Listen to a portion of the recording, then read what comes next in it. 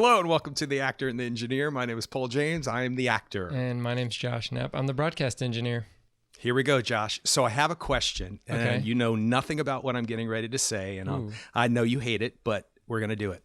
So out of the 8 years that we've been doing this, give or take, how many rules and regulations have I ever put on the podcast and or yourself when it comes to the podcast? Like recording of the podcast or the output of the podcast or anything? All of the above. Hardly ever. Barely any. None, I don't think. Yeah. Good answer. All right. So here's a new rule. You ready for it? Okay. When you win a second Emmy, you must stop everything, no matter what's happening in my life, no matter what I'm doing, no matter what you're humble enough to keep quiet about. When you win an Emmy, it trumps everything else. Paul's plays, Paul's life, the movie, your life, everything else. So, congratulations. You won a second Emmy. Yes, I did. Yes, thank you. That's amazing. Yeah. So I've been nominated for other Emmys and not won, but I did get nominated this year and I did win, and I got the Emmy right about the same time that we did our last podcast. So, you know, and talked about your play. So I didn't really think it was like a good time to just like shove in like, hey, look, I have an Emmy, you know, but I did put it up in the corner back there. Okay, hold on, slow down. So what's the new rule? Is trumps everything. Emmys trump everything. All of that you just explained in your humble, you're such a nice guy. But when you win a second Emmy, we need to find the transition. You need to start with the Emmy in your hand. You need to Susan Lucci that and start having an Emmy fight. And well, I tried to like come up with like a cool way of revealing it. But like I said, it was like, it would have kind of taken over a chunk of the podcast like it's doing right now. And so because the new rule is okay, so I just want to explain a few things and then we can move on because it's an exciting thing, and I want to ride your coattails, which is exactly what I did, because I posted every picture I could possibly find of you and I was like, look, me and a 2-time Emmy Award winner, not about you, just me in a picture with you. Hashtag coattails is what I put. Okay, so a couple of things. I wear my glasses down so this doesn't happen with the ring light. Okay, we're trying to figure out how to not do that, and we discussed it, and it's just, this is the way that it is. So one, it's a little blurry. Okay. Second of all, my picture is in the corner where your Emmy is. So I can't. Cut off. I'm so happy. No, I'm not happy, but I'm so relieved that I just was not that ignorant to not notice my surroundings and not notice you being a 2-time Emmy Award winner. Even with my glasses, I would not have seen it. But it's the very first thing I saw when I rewatched the podcast, because I check it out every now and then to see how we look and how we sound and stuff like that. And I was like, wait, what is that? And I immediately texted you and you're like, yep. And I was like, okay, so I'm good if you're good. Congratulations again. That's huge, dude. Yeah, 2-time Emmy Award winner. Yeah. So it was a technical achievement Emmy, which is like my other one. So yeah, pretty similar. But yeah, I mean, hey, you know, I'll take it. So well, the question is, how many people do I know that have won 2 Emmys? I know one. You. Go. So the well, you know Justin Arner, he's won a lot more Emmys than me. In fact, he also won at least one Emmy this year. So yeah, you'll have to congratulate him. Justin. Yeah, no, I love Justin. Don't get me wrong, I will congratulate him, but you know, it's kind of par for the course with him now. Plus, it's not in a picture with you and me that I can post. There you go. Unless I go over there and surround myself by his Emmys. Well, it may not last up there because I think that it may live in residence at my parents' house. So like my mom was like, hey, you know, it'd be pretty cool if you had it like on the mantle here. And I was like, yeah, that's cool. So that's exactly where it should be then. Yeah. But if people don't know what we're talking about, point to it. It's right there. It is. There. That's 2. 1, 2. Okay, and that took 5 minutes to discuss, Mr. Humble. I'm just saying. All right. Okay, fine. Well, so now let's bring it down, like way, way down. Because can we just spend the next hour talking about your Emmy win? That's going to be the brightest part of this podcast, just right there. So yeah, just get ready. Because Ari Aster has decided that he wants to just like throw a bunch of stuff up on screen, and I'm still sifting through it. So I don't know how to effectively talk about this efficiently. So we're going to have to determine like a plan of attack. But I think that it's an ambitious movie. Beau Is Afraid, written and directed by Ari Aster, and starring Joaquin Phoenix, Parker Posey, like a lot. I mean, she's in a small part of it, I guess, but Patti LuPone, Amy Ryan, Nathan Lane, in an amazing performance. I mean, it's got a lot of people just kind of peppered in. And Bill Hader has a cameo, which I thought was funny. Like mini cameo, but it's so weird. I don't know how to talk about it because it's multiple segments. It's very like, I don't know.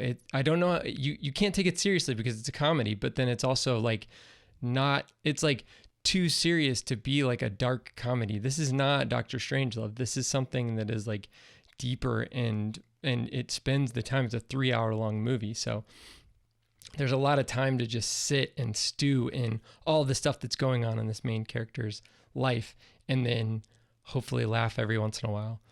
What are your feelings about it? Did you know anything about it before you saw the trailer, I guess? That was it? Just the trailer. And I agree with everything you just said. So let's talk about your Emmy. No, I'm kidding. You're right. The language is not there to discuss a film like this. It's like talking about character development or motivation. Sometimes when you do that and you're doing a play, sometimes the talking is just like, that's great. Let's just do it. Sometimes when you go to a museum and you see something, it's about a visceral reaction. It's about an emotional reaction. It's not necessarily about talking about it or trying to find the words to explain your experience. You just have an experience. That said, I kind of separate those mediums and say, okay, a play is analyzed in a certain way because it's words in action live. So that is a distinction. And museum pieces, artwork, go back centuries. And so what they were thinking and feeling in that year that it was developed is completely different than what we're thinking and feeling now. And the amazing thing about art is that it can transcend those centuries and still be relevant now. But sometimes you need an explanation why, and we've talked about this, why that color red is used or why that blue is used, or there is no explanation. There's just this corner wall with this squared projection of light in it, and you figure out how you feel about it. That's literally something I just saw at the Mass MoCA in Massachusetts. And it was fascinating. And I spent way too long in that room trying to figure out what was going on. And this guy I can't remember the artist's name right off the bat. I should. He did these light posters. I don't know how else to describe them. And you were allowed to take pictures and sit almost on anything and touch anything because it's all contemporary art. And the artist wants you to have a tactile experience and a visual experience. And some things say, sit here, sit in this direction. And then this artist said, no pictures. And at first I was like, you're such a great artist. You don't want anybody taking a picture. But that is actually a terrible judgment on my part because you couldn't have captured this on camera, first of all. And they were these 4 or 5 posters, and in the middle of them were a red, green, blue light going down the sequence. And as you get closer to them and you move, they wobble and do weird things depending on where you're moving. So I spent way much. I know the guards were like, what's with this guy? Because I was up, down, all around. Anyway, the point to all of that is that you can talk about those things. And we can talk about this movie, but I'm not sure what the language is that we want to develop to talk about this movie because weird, I don't like that word. Unusual, I don't like that word. My point will be, and we can figure this out as we're going along, my one question will be, why are we watching this film? Was this film made for the mass audiences, meaning other people to watch it? Or was Ari Aster working something out? Was he developing his own therapy through making a film with his mother? Is it that personal? And ironically, I go to the movie Aronofsky's film Mother. We saw that twice. And even after knowing what the intentions of the film are, I still didn't see it. I still didn't see this as the huge metaphor of what we're doing to Mother Earth. I had to be explained that. And I saw the interview I listened to the interview you sent me with William Friedkin interviewing Aronofsky about this and all of these perplexing, complex issues that we have with Mother Earth. And this is what this represents. When we saw it a second time, I did not see any of that. Mm-hmm. And there are other films, Kill List, High Rise, all of these Ben Wheatley films that you're naming. Right, of course. The thing is that even I didn't need an explanation per se for those films. I understood that I was looking at something that might not make sense to me now, but I was feeling something. And I am possessed to see them again and try to figure out if my feelings about it were right, or if they're growing, or if I understand it conceptually. This film is different. It falls somewhere in between Kill List, or High Rise is a better example, and Mother, where it's just so much going on that I'm not sure, one, if I could take it all in, and two, if conceptually speaking, I know this is going to sound snotty, and I don't mean it to sound snotty, but is it worth our time? And it's 3 hours long, and you feel every minute of that 3 hours. And in the middle of it, you're like, okay, what just happened? What's happening now? Am I supposed to take a moment to think about that connecting to that? What? So I'm right there with you. The language to speak about this film, I don't think is going to suffice. Well, I mean, I think that okay, so here's my hot take. I think that you're talking about cinematic language, and he utilizes cinematic language, the traditional cinematic language, as far as like shots, using like slow push-ins, using very technical things to do framing, to do things in the film that we are comfortable with, that we've seen before in other movies, and that obviously he's seen in other movies. So that part of the movie is something that I can at least ingest and I can process. But it's the storytelling part of the movie that I can't process right now. So I'm not comparing these two movies. Do not get me, don't like get shocked when I say this, but I guess maybe I kind of am. I was also not able to process the storytelling of 2001: A Space Odyssey, but at the same time, I've caught up to that movie. And so I'm not in a place right now where I don't feel like I've caught up to the story, the storytelling and character development, or lack of character development, specifically of Beau in this movie, yet. I haven't like gotten there yet. But as far as like the technical mastery, I think that Ari Aster has no problems there. And then Joaquin Phoenix being somebody who really is supposed to be like our, we're obviously supposed to be sympathetic to him, but at the same time, he's just like not doing anything. He's being very passive for 90-something% of the movie. So, and he's, essentially like letting things happen to him or deferring to other people. But so that's also difficult to get behind versus Arnold Schwarzenegger in, in True Lies or something. So it's they're different characters. So that's the part of that I'm still trying to reach towards. And then his mixture of just like true absurdity, but also based in the truth of our society, and of like, it's like he went to the Costco of societal ills and emotional pain and just like grabbed everything and put it all in his cart, and then got a separate cart and then put it all in that cart and then ran out. So it's a lot. It's too much for me right now. I can't get through it all. But I think that, first of all, I'm glad that I was in the movie theater, because this movie would have been so easy to just like pause and like get some popcorn and then pause and then go, check on the laundry. Or actually, I don't do the laundry. Steph does the laundry. Do the dishes and then pause and then do the other stuff. So it's like, that would have been the way that I could have gotten through this movie. But I had to just sit there and I had to take it the whole movie. And the end, I'm not spoiling anything, is not satisfying. So it's because I expected it to not be satisfying, but it's just the cherry on top. So I don't know. I don't know how to like.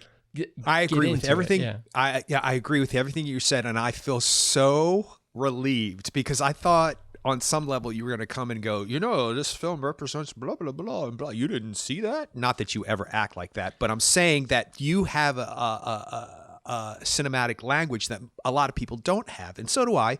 But you have a way of seeing things differently in the best way. And I also have a way of seeing things for what the artist intended. And that is not necessarily good if you want to be objective about something, but art is not objective, it's subjective. So I usually can see what they meant, whether or not I'm into it or not. I can say, oh, I feel that must have meant that, but I cannot relate to that. So let me think about it. When you said what you just said about you can't take it all in right now and that you don't have the ability to process it like 2001, which is a really great example, because I'm not sure I understood that film for 15, 20 years. And then all of a sudden I watched it and I was like, oh, he's a man out of time. He's old and young at the same time. I get it. It just all sang for me all of a sudden.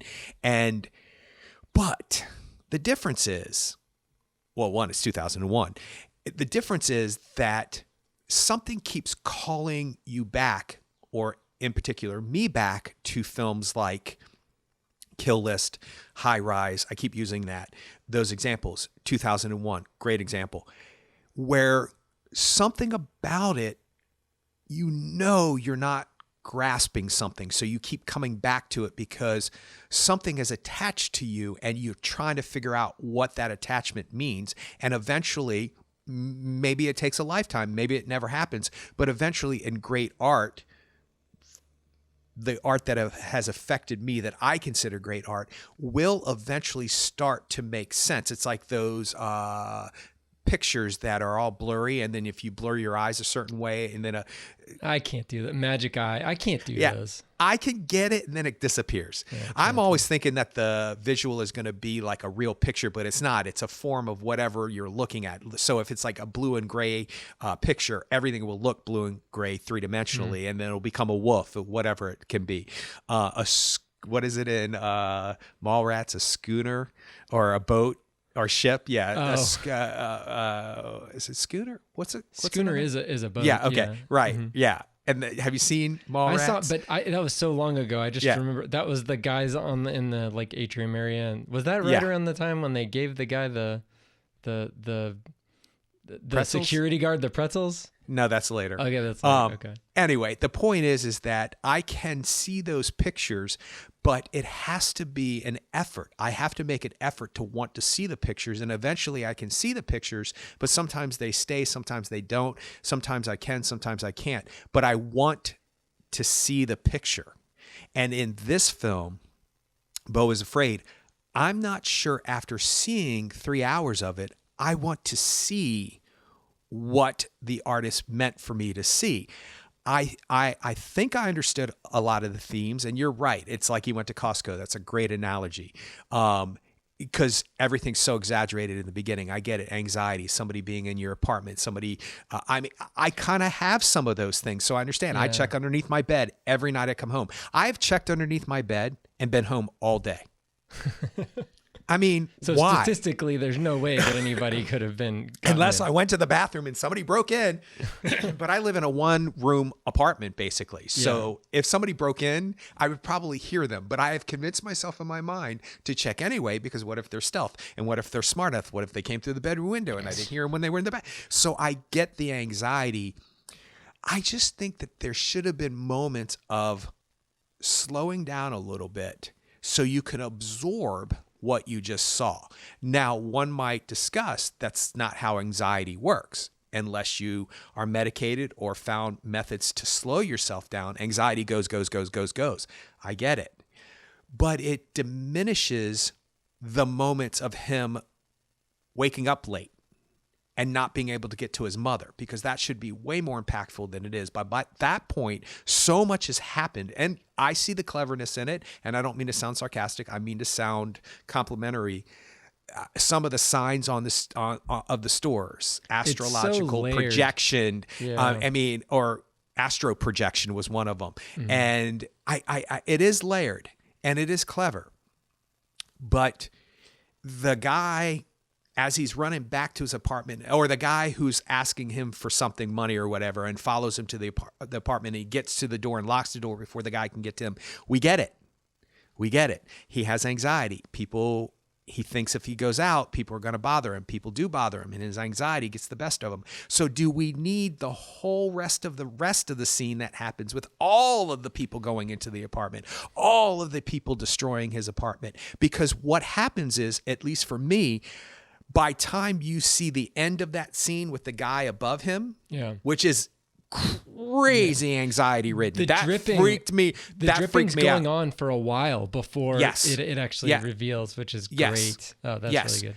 So you by the time you get to that point, it should be jaw-droppingly shocking that somebody's above him. Oh, he missed that space. Because how many times has he looked up in that space and wondered, could somebody hang up there and jump on me when I'm in the bathroom? Because that's what I think that was meant to show, that he has anxiety about possibly somebody, not literally, but maybe in his brain, he thinks, if I don't shut that window, then somebody's going to be able to hang there, because it's the most illogical thing in the world. But yet the guy does it. And then the brown recluse spider happens.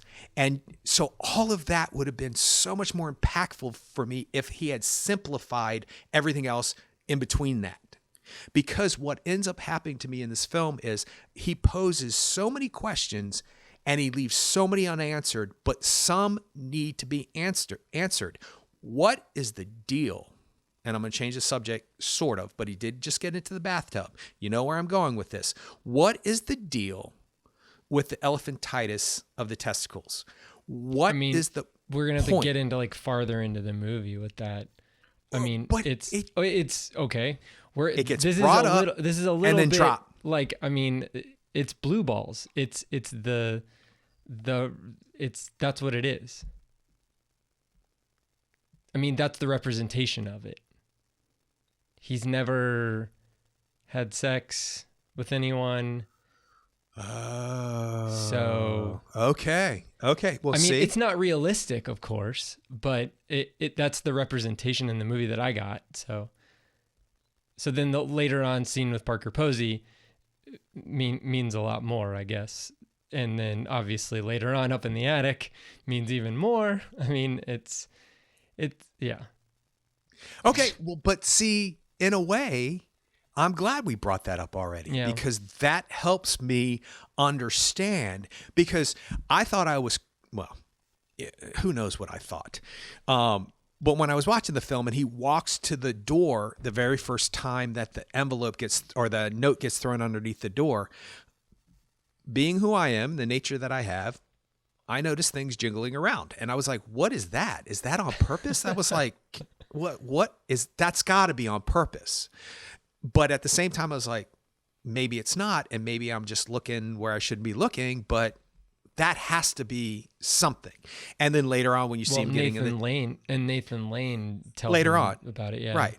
And he talks about, okay, but I can hang my coat on that now. I can say in the closet of questions about this film, I now can scoot the coat about the testicles over to the side and go, okay, because he's it's not just random. No, that's not random. But it's seemingly, I'm not saying it was, I'm saying I could not connect the reason why it was there. Yeah. And I knew it wasn't random. That's obviously not a random choice.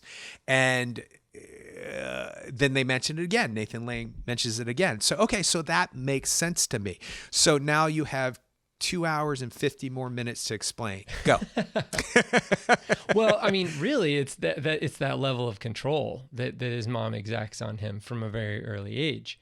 And it's that, essentially it's my way or the highway, and she can't come to terms with her son growing up. And so it's just like, so then there's the story about the dad and how the dad died and all that stuff. Grandfather and the grandfather. Oh yeah, sure. And I mean, because if there's no other family, then, she can make up whatever she wants.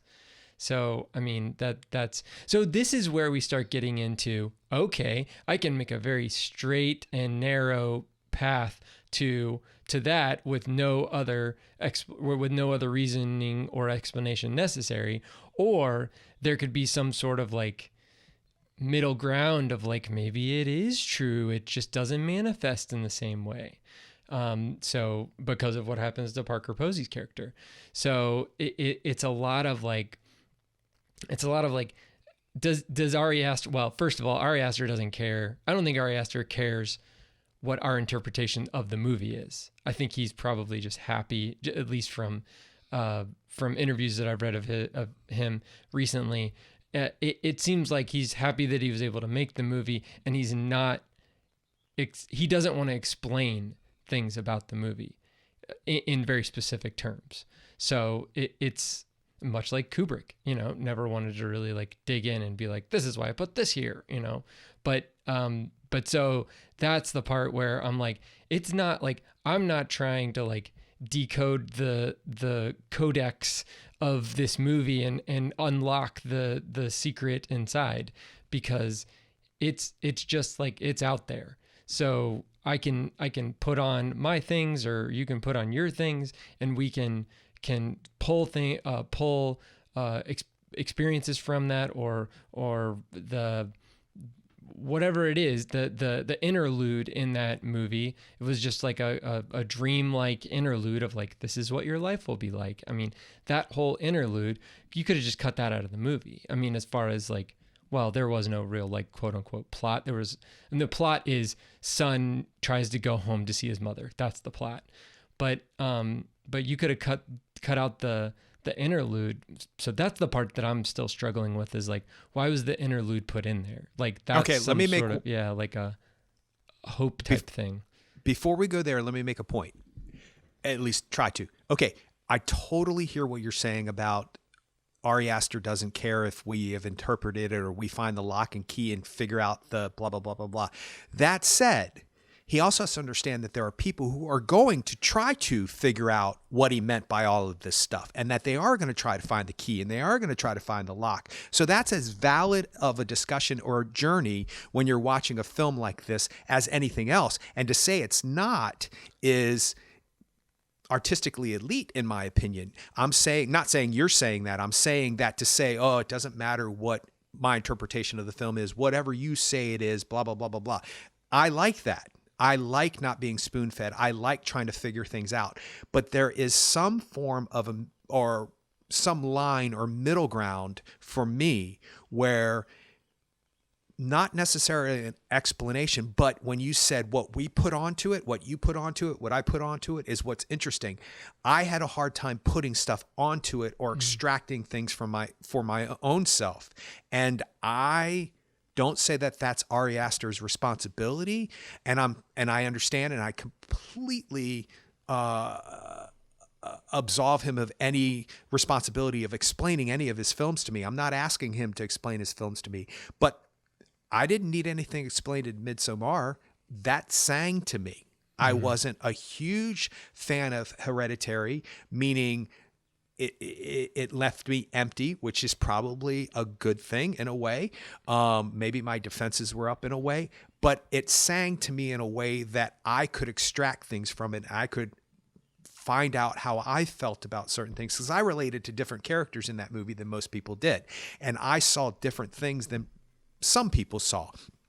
I'm not saying they didn't see it too. I'm just saying for me, the chorus was much more interesting than the verse, however you want to put it. So, but I also think that that's not an end all be all excuse to just do whatever you want on film and put it up there and be like, oh, well, I'm not explaining it because you need to figure it out. Whatever the reason is, this film has so much going on that I don't know if I gave up trying to extract what I needed from it, or what I was seeing through it, or I just was so overwhelmed by it that I shut down and didn't do any of that.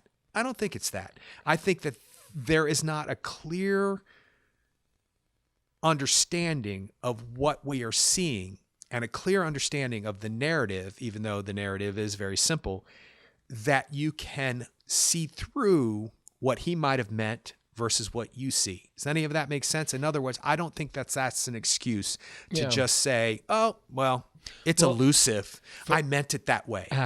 No, for me, there's enough, like I said earlier, it's layered. There's enough attention to detail and enough choices that were made by him and the production designer. The production design on this movie was insane considering it was 3 hours long, and there's multiple. This is not a one room movie. Like you've got the apartment, and then you've got Nathan Lane and Amy Ryan's house, and then you've got the forest, and then you've got his mom's house.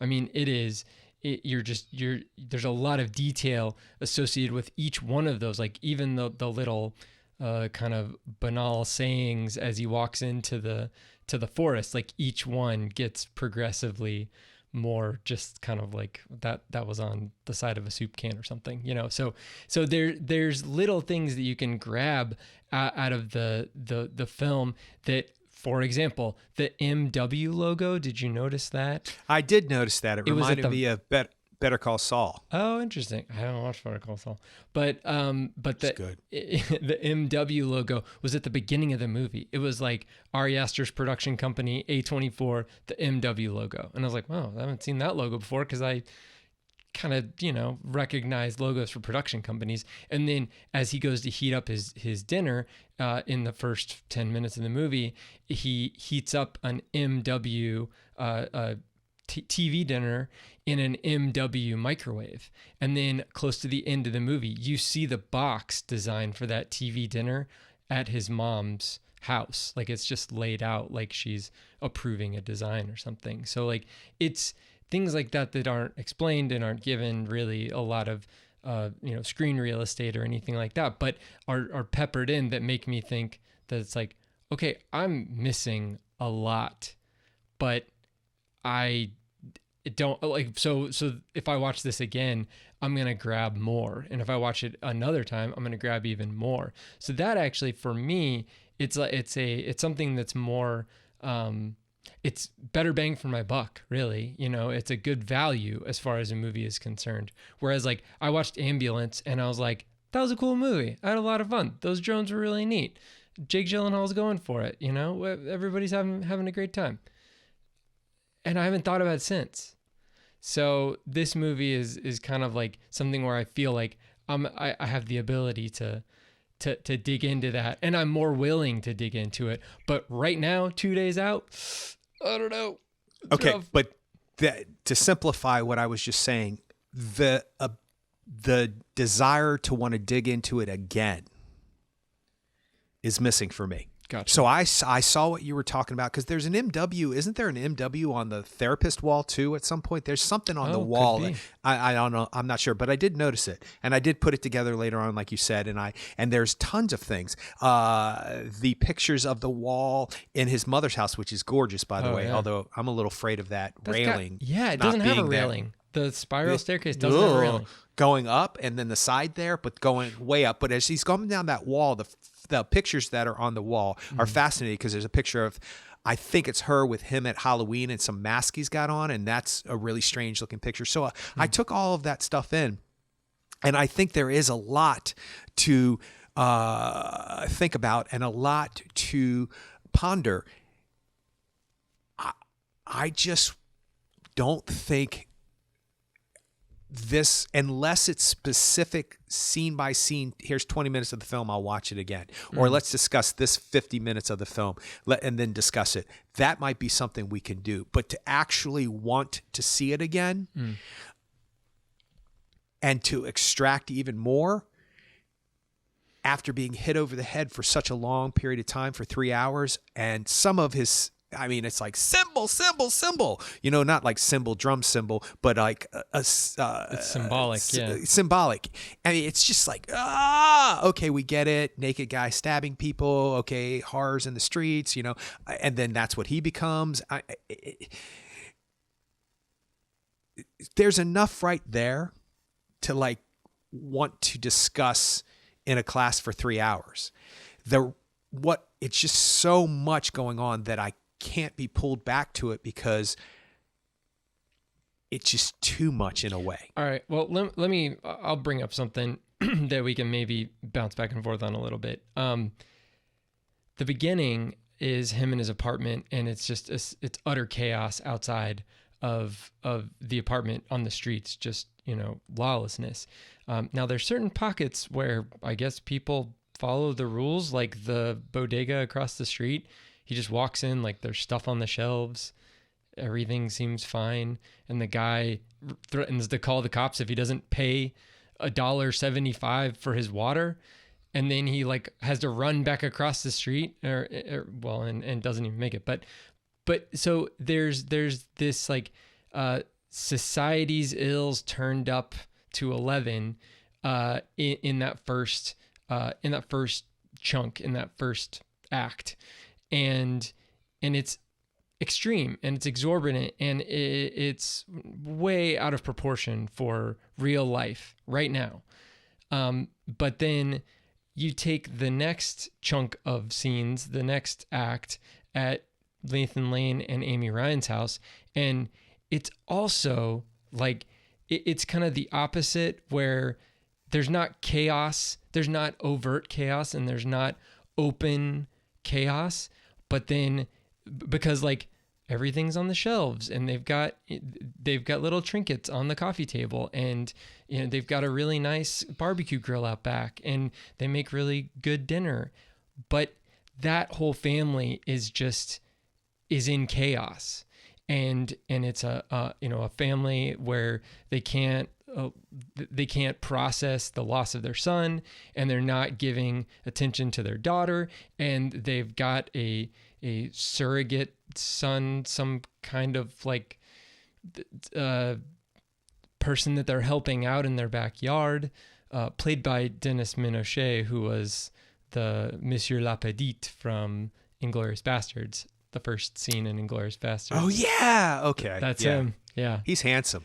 Yeah, but I mean, in this movie, that was a tough character for me, because like that's serious stuff. Like there's people who have serious PTSD, and you know the line that she said is that like he came back and nobody cared for him. Now it sounds like he potentially murdered their son, but they can't come to grips with that. They can't come to grips with what war had done to him and what he had done to other people, to his other fellow soldiers.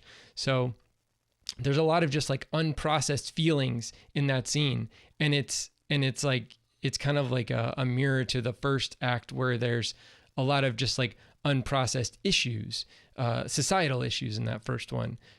So I don't know. I mean, they're not the same thing, but it's a weird juxtaposition where you're like, oh, I'm here now, I'm safe, but he's not safe. And I think that's the other thing, is that, you know, the title is Beau Is Afraid. And usually if somebody has anxiety, you can be like, you know, oh, well, hey, you know, it's not a big deal, 'cause like everything's going to be fine, but everything's not fine. Everything's not fine for him in the first act, and everything's not fine for him in the second act. I don't know if Ari Aster is trying to say like, I know you say that everything's going to be fine, but maybe he's trying to say like, this is how it feels internally. Like this is what I'm seeing internally. So maybe, you know, we don't see people's, you know, naked guys stabbing people in the streets every day, but maybe he feels like that's what's happening out in the streets. Or maybe when he sees a really nice, well put together house, he understands that there's a lot of pain in that house, and that people aren't processing that pain because they have to get the roast out of the oven. So there's a lot I can kind of dig into that, and it's all to the extreme, and it's perfect casting to have Amy Ryan and Nathan Lane, because I remember Amy Ryan in The Office. Do you remember when she was in The Office? Yeah, absolutely. Yeah. Absolutely. So, and I mean, I'd seen her in The Wire, and so she was like a pretty, you know, straight-laced character in that show. But then seeing her in The Office, it's like she does a really good, you know, kind of like deadpan, just like, yeah, I mean, the dinner scene with them eating dinner, and her kind of like just looking off at the shrine to their son, and just like, I don't know how, like, it's like you feel bad laughing, but also like that's the only thing you can do to release the tension. So I think Ari Aster uses that really well, because he really packs this whole movie full of tension, and then does things or has characters do things that you're just like, oh my gosh, you have to laugh. There's no other outlet for your stress and for your strain and for your tension. So, yeah. Yeah, it's just, even the discussion's too much to take in. Everything you just say, I don't disagree with on any level. I totally see what you're saying, and I 100% agree with you. I don't think I laughed once. Really? And I don't think that I Okay. thought any of it was funny. Wow. But I understand why you would think it was funny. I understand that uncomfortableness where you just laugh because, and normally I'm the guy who does that. I'm normally the guy who laughs at something, and it usually happens at a live production of a play or something and everybody just kind of looks at you like, what the hell are you laughing at? And that was funny. But and it's interesting because the play that I just did, a friend of mine came, and there were two moments that I thought were hysterical. And I never think anything I do is hysterical, but I thought they were funny. And she's the only one who ever laughed at them. Now, there was a combination of laughs when you came and saw it throughout the process of it. So I might not remember specifically because everything seemed to be rolling that night. But I was like, of course she's my friend, because she's laughing exactly where I thought it was funny too, but nobody else seemed to have noticed it. And she was like, yeah, that was hysterical. And I was like, I thought so too. Not necessarily something I did, but something somebody else did. Anyway, so I get the fact, well, at least, okay, so my interpretation of him taking the pills, we're going to go back to the beginning again with the water and stressing the fact that he needs to take it with water. And then, of course, the moment he takes them, he doesn't have any water and his water gets shut off. And, of course, because one, that's how life works sometimes. And two, I think that's a statement about over-medicating people in this society. I think that's a societal thing that we have where you have a back pain, here, take a pill. Oh, you have anxiety, here, take a pill. And I think some of that's great. Finally, medical marijuana is legal. Take a pill. Well, eat a gummy, whatever you want to call it. Mm-hmm. So that's, I think, productive, but I think it's gotten way out of control where you can't even say in the first 10 minutes to a doctor, hey, I know take this pill. And it's like, I don't want a pill. I want to know what's wrong with me and I want to fix it. Here, take a pill. And with mental illness, sometimes those meds do work and sometimes they are productive and sometimes people are over medicated. So I get where he's going with that. And I think the family, of course, like the rest of this film, is not supposed to be literal. I see everything you just saw, but I thought that it was the idea of trying to help people with mental illness it's never really about helping the person with mental illness. It's about making yourself feel better and making yourself productive in trying to fix somebody else's problems so you don't have to look at your own problems. I didn't take any of that literal. And I think you're absolutely right. I love Amy Ryan. Gone Baby Gone is the first thing that stuck out to me that she did. So much so, as a matter of fact, the person I was just talking about said that they thought they just hired a lady off the streets of Boston. Like they had no idea she was an actual actress. And when they found out, they were like, oh yeah, she definitely deserves to win the Oscar. She did not, was nominated. But the point is that she's on point most of the time. I just rewatched Birdman. She's a solid entity in that film. She needs to be there. And what she extracts from her character is exactly what the audience needs at that moment. And I see everything that you saw. And the sequence in the house is the one that I think sang the most for me. It's the one I understood the most. Did you notice that the voice of the guy on the phone and the Nathan Lane were the same two people? Nathan Lane does the voice of the character he was talking to on the phone. No, Richard Kind. No, that was Richard Kind, I think. On the phone? Well, earlier when he's like, your mom's dead and we need you to come here. We only asked for you to do one thing. That okay, guy? That's what I thought. But then when he calls out when he's at the house, and that's Richard Klein on the phone there. Yeah, Richard. Yeah, who is at the very end, in the trial. Right. Yeah. Right. That because I recognize Richard. I was like, oh, they got Richard Kind. That's cool. Yeah. So I mean, I'm pretty sure that's okay. So that wasn't Nathan Lane. Mm-mm. Okay. Well, they sound a lot alike. Yeah. Maybe that's on purpose. I thought it was. I thought it was intriguing because now all my theories are blown because I thought it was the same guy. No, I mean, there's a lot with the Nathan Lane character though, because I mean, his character being a surgeon and all that, he like the way that he's able to deliver lines, like he's just got like this like grin, like ear to ear smile, and it's just like things are all falling apart, and he just like nothing phases them. And I don't know why they don't recognize the gravity of the situation. Like they never, like everything is, and maybe it's because they lost a son. I don't know. Like maybe everything is just like lower than that. Like it's lower than the constant pain of losing a child. I don't know, but that's a read you can I can give to that, where it's like everything else will be fine. Like I know you need to get home for your mom's funeral, but so and so needs a surgery. So I just it's all like I don't want to like dissect the bird too much, because like whatever is left of the song will be gone. But I think that it's funny. The setup is funny, that they're really not listening to him, that they're not necessarily like, there's a whole subtext too, where how Amy Ryan is saying like, don't incriminate yourself, all of these things, that you're kind of like, we don't even know who he is at this point in the movie. We don't know his relationship to Mona Wasserman. We don't know who Mona Wasserman is. So, she's just his mom. So all of that gets built up, and the thing that kind of drove that home for me, and that makes me think there's a little bit more meat on the bones in that middle scene, is that when he's going through his mom's office and he's looking at the mural, like the kind of like mosaic picture of all of the employees, with like her as talk about megalomaniacal. But it's like all of these employees make the success that I am. It's like, yeah, but you still just made your face like freaking huge on the wall. So anyway, maybe I really like myself and I'm really cool. It's Patti LuPone. Go easy. Oh, there you go. No, I know what you're saying though. I know what you're saying. No. But anyway, so when he looks at those pictures, he focuses in on Parker Posey's character that, was the girl that he knew from the cruise a long time ago when he was a kid. But right above her and to the right is Nathan Lane. So he is an employee of MW. And so you're saying in the beginning, when he first calls and when Richard Kind first calls and says, your mother's chandelier, okay. I did have a sense to laugh at that, by the way. And I did have a sense to laugh at the stone marking, here lies the space. Okay. That's so bad that those are the places I wanted to laugh.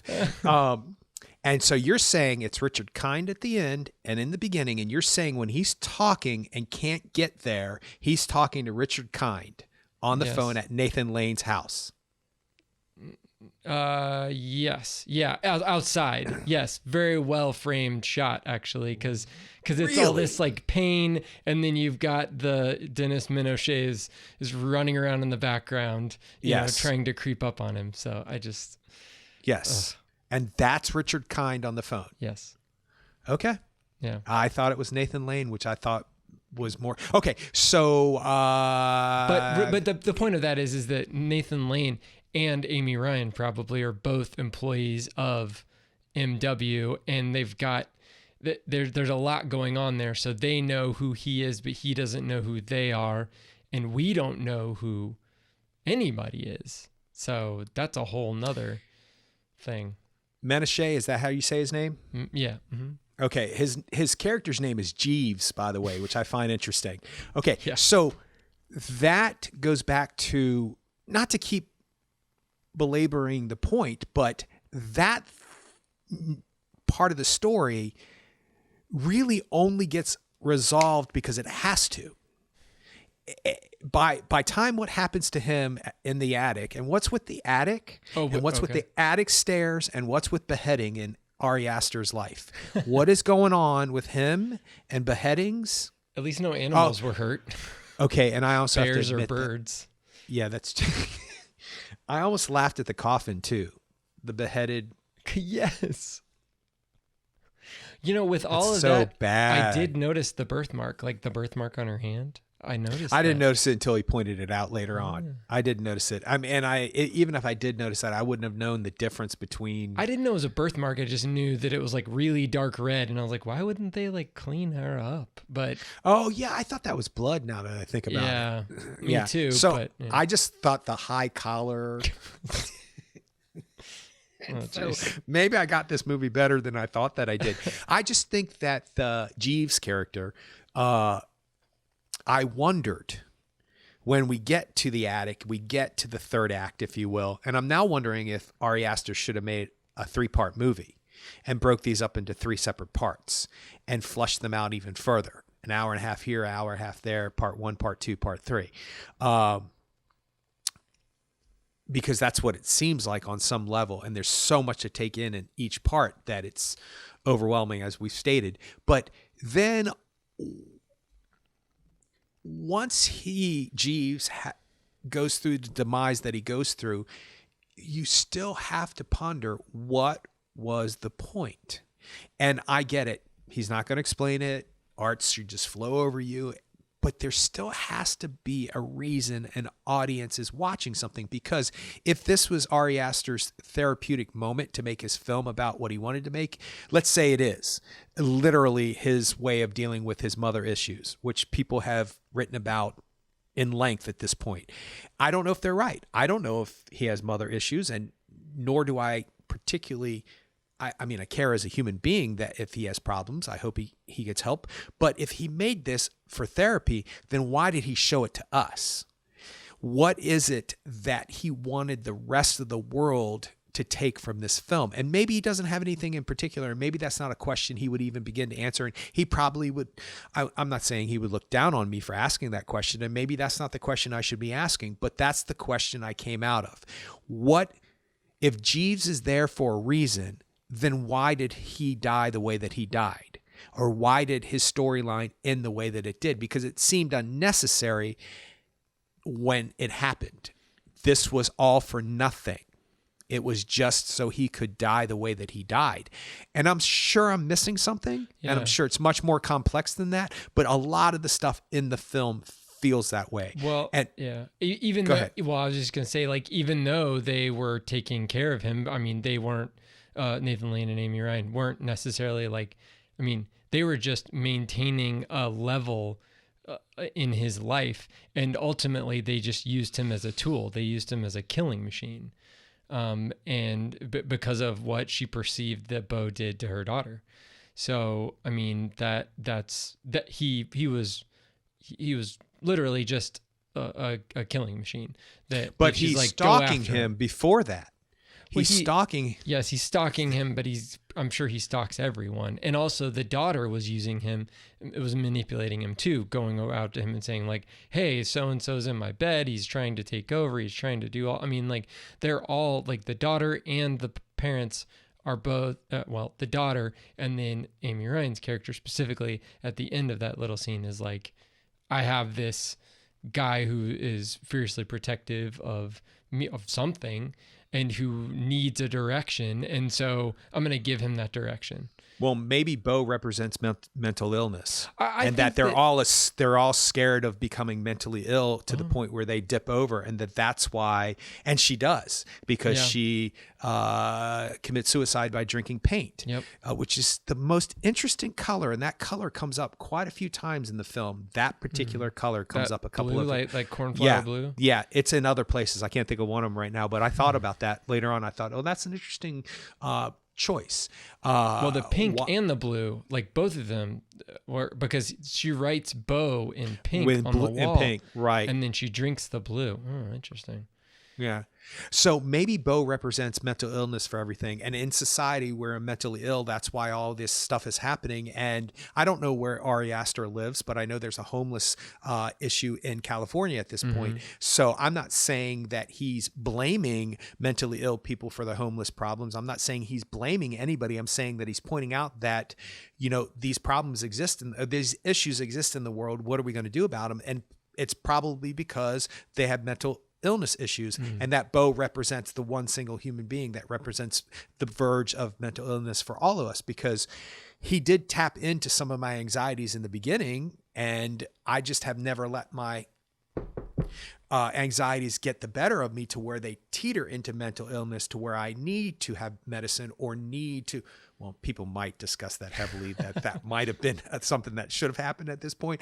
But I'm saying that I haven't gotten to the point, and that, of course, because the therapist is also in employment with the mother directly, you find that out later on. And then the family reminds me of those group homes where people go to get better, but sometimes they get worse because the people who are running the group homes are teetering on mental illness themselves. People who are, adopt children temporarily, foster parents. You hear a lot of abuse in those situations. There's a lot of times there's not, and there's a lot of good things going on there. I'm not trying to indict any of those circumstances. I'm saying I'm trying to understand it through this film. And I'm not even saying any of this is literal per se. But for me, I have to understand it on a certain level in order to get through the art that I just got through. And the only way I can do that is to personalize it, to put myself in that situation, to see where I feel what I felt about the situations. And so, because I also thought that the interlude, which is a good way to call that, that's a good way to address that middle part. I thought that that's where his mental stability was teetering to the point of fantasy, and that he has lost his ability to see reality. That's why he goes into the woods, maybe because he hasn't taken those meds, or maybe because the meds aren't working, or doing the opposite, which happens a lot in mental health care. They give you meds that they think are going to help you, and then the opposite happens. Sometimes it works, sometimes it doesn't. It's, it's not Trial an and exact, error, right. It's not an exact science, as in a lot of Western medicine is trial and error. So I thought that was like him losing his ability to see reality, even though the reality was skewed in such a over the top way, that once he broke from the family and was away from stability of a group home or stability of a therapist, his mind started to wander into a place where, because he made up this whole fictitious thing about his father and about his sons and about being their father, and and obviously father and sons, here we go again. It's a mother-son movie, and in between it, we get 90%. So I just thought that was his break. And then when he had to come back to reality to go to his mother's funeral, finally go to his mother's funeral, he stabilized on some level. And then, because the third act has to wrap it up on some level, it starts to congeal on, and you're starting to come to an ending, because you do need a conclusion, which I think is why the ending is unsatisfactory, because it's not congealed. It's not an ending. It's, what is that?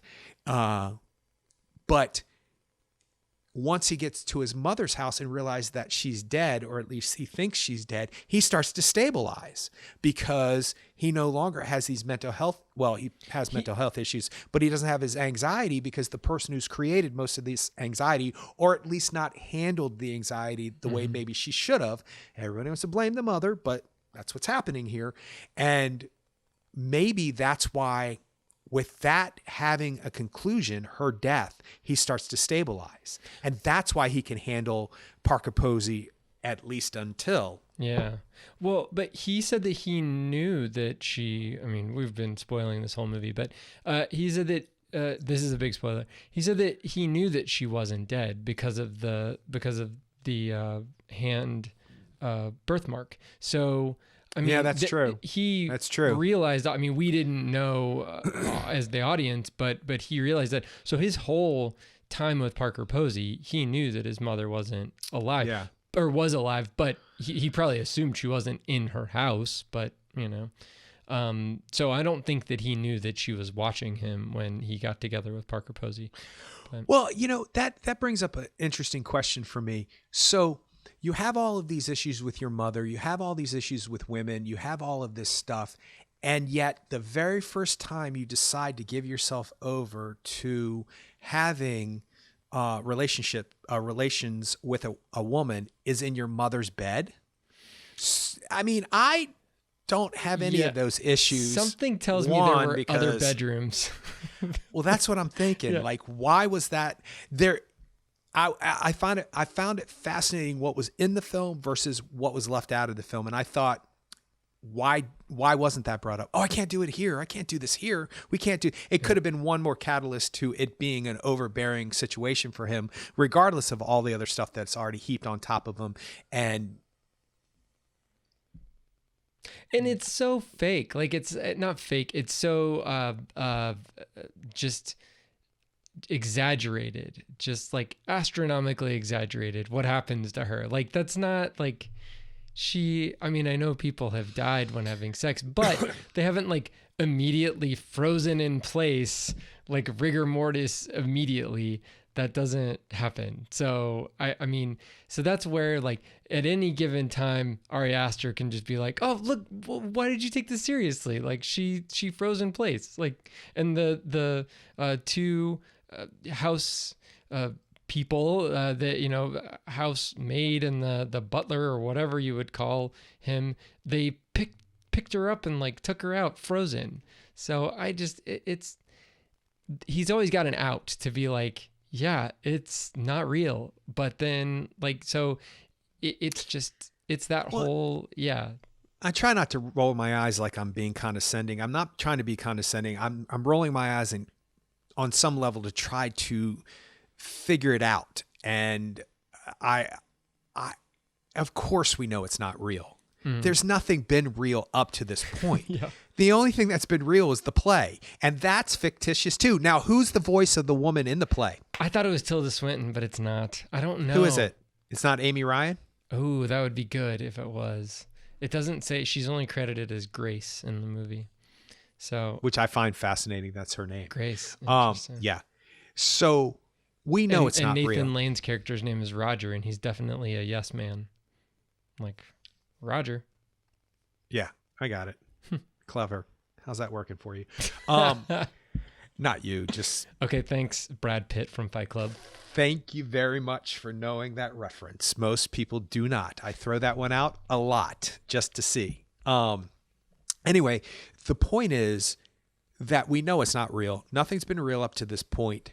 I'm fine with a delusion/illusion of reality to make a narrative point. And I'm also fine with a delusion/illusion that makes no point except for the point you extract from it. I'm good with all of that. So I'm not saying, I'm not, definitely not criticizing or I'm analyzing what I felt during this film, and talking with you for the last hour about it has made me feel better about it because I extracted a lot more than I thought. Well, I knew I extracted stuff, but I wasn't sure what I did. And it's good to know that there are people out there who you have a common bond with when it comes to opinions about a movie or subjectivity about a movie, and they are feeling the same complexities. It's fascinating. It lights me up, but in a different way than yet another example of Birdman. You know, that lit me up for a different reason. And now that I've seen it again and again and again, it's like so obvious why that film works for me. I mean, it's just ridiculous. The amount of anxiety that an actor goes through is so well done in that movie. And it's right. It's 100% right. If you want to know what it's like to be on stage and the anxiety that it causes, watch that movie, because that's exactly it. And the insecurities. So I say bravo that Ari Aster made the film that he wanted to make. And I say bravo that we're having a complex discussion about it.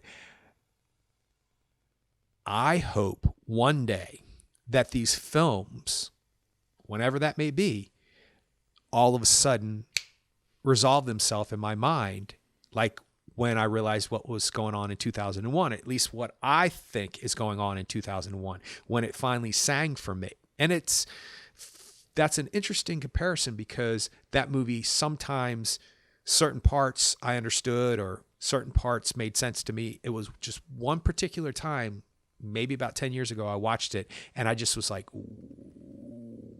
all the way through it, I was like, I didn't have to question it because I was on some kind of internal level understanding it where I didn't have to discuss it. And I hope that this film becomes that for me, because I know stuff is there and I think it's worthy of being seen which sounds strangely snotty and elitist on my part, but I don't mean it that way. I would, it's one of those films that if people say, have you seen this? Should I see it? Well, I never like answering that question anyway, because I don't know what you should see, and what I saw is what you want to see. And, I would just say it's complex and leave it at that. Well, yeah, there's enough meat on the bone for me that I'm going to go back and try to grab more of it, I think. But now, we spent a significant amount of time, but we do have to spend a little time on Patti LuPone. Yes. Because I find it fascinating that that's who he cast. I can't say it's not perfect casting. It's perfect casting. There's something, you don't see her in a lot of movies. Mm-mm. She does a lot of TV and a lot of theater, but you don't see her in a lot of movies. So I'm interested to see, I'll bet you that was his first and only choice. And I think it's because Patti LuPone is one of those people who just puts it out there, says what she says, and that's it. Because now she's all like, people are in an uproar because she said something about Kim Kardashian being on American Horror Story. And she's like, stay in your own lane, Kim. What is your life for? And she just Patti LuPone'd it. And people are like, oh, she's kind of like a mean girl. And like, she's kind of this. Patti LuPone's also the person in the middle of a Broadway show turned and yelled at somebody for being on their cell phone. And it started this whole thing where they were making sure people weren't on their cell phones, and because people just are people. And a lot of people, that's unprofessional. She should have never broke character, blah, blah. But when is enough enough? Mm-hmm. When the guy goes up, or female, I can't remember if it's a guy or a girl at this point, and tries to plug their phone into a wall socket on the set. What? And then they sat there, couldn't figure out why it wasn't charging while the show was going on. Of course, it's a fake outlet. They walked up to a fake outlet downstage right and plugged it into the wall, which I'm surprised it even worked. Like, I'm surprised it even was able to be plugged into the wall. That it wasn't just like a piece of paper drawn like an outlet? No, I mean, it was an actual outlet, but I didn't know. Maybe they popped the facade, or maybe they popped the, I can't think of the name of it now. The wall plate? Yeah, no, but there's a, not scrim. Anyway, I'll think about it in just a second. But they were standing on the side of the stage wondering why their phone wasn't charging. So Patti LuPone spoke up. Patti LuPone. Patti LuPone. What did I say? Lapel? Lapel. Yeah. What is that? Is that like Patti LaBelle and Patti LuPone put together? Put together. I do that all the time. It's like the Voltron of Patties. Yeah. They should put them two in a movie together. There you go. You're talking about some supporting and actress nominations happening there. Yes, Patti LaBelle, Patti LuPone, both been in American Horror Story. Huh.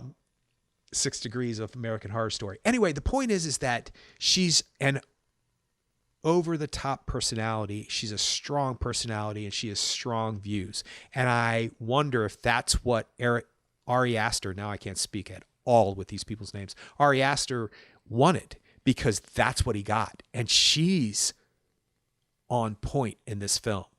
You understand so much more about him and his psyche from just the way her line readings go, that when she says to him, it's so perfect. She says something about, I thought you would never do this kind of thing, but in my bed, in my home. You're like, yeah, dude, what were you? I'm on her side on this one. I'm on her side on this one. And then the horrific thoughts of your mom. I saw it all, she says. I saw it all. I don't know if anybody else could have pulled it off like Patti LuPone pulls it off. It's that like immediate guilt. Yeah, he's like immediately feels guilty, like right, like the moment she starts talking. So, yeah. From the very first syllable of what she says. And she says it with such definitive sincerity, and I don't even know if that's the right word, such truth, that you can't fault her for trying to make him feel guilty.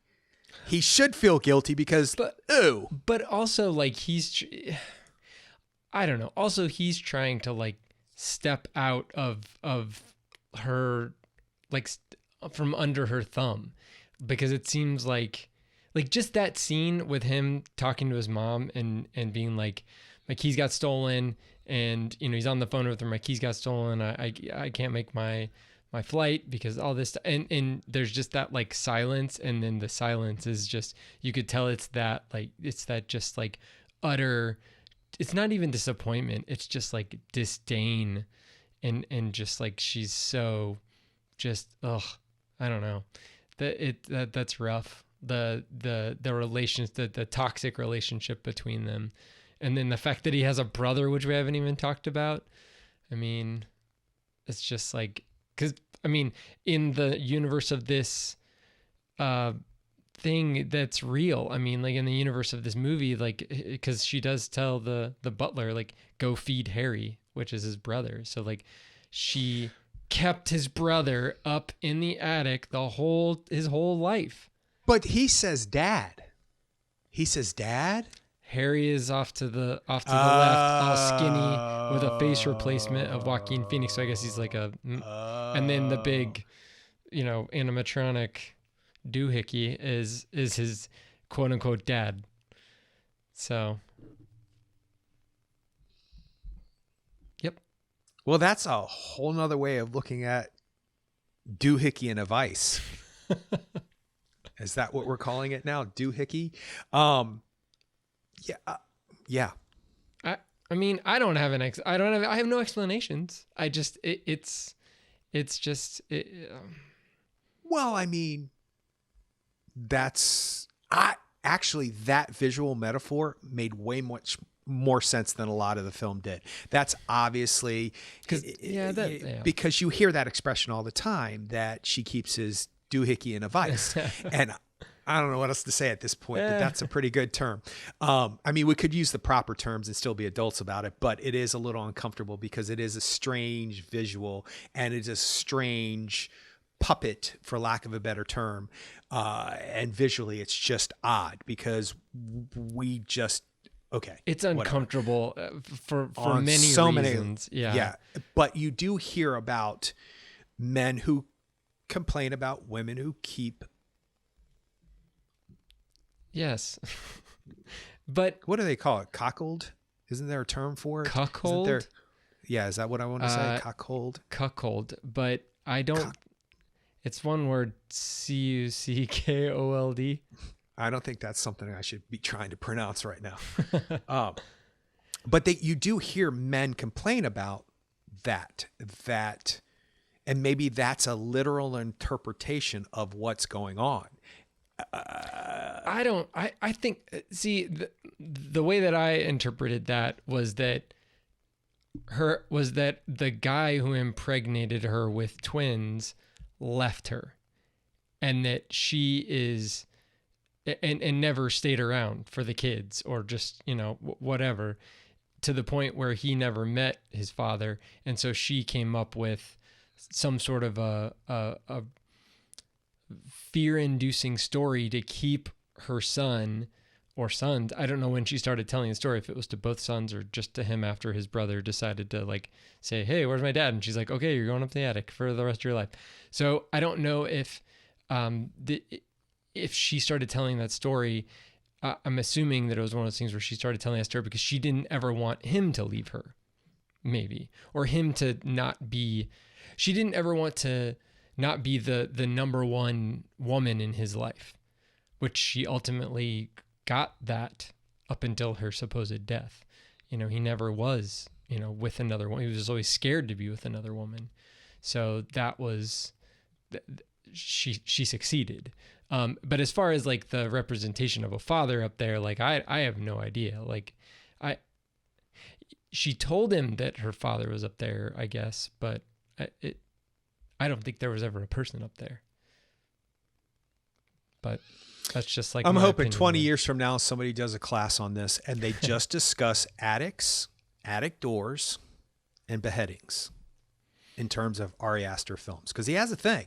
Because that's what happens in Hereditary. And they don't get beheaded in Midsommar, but they do have.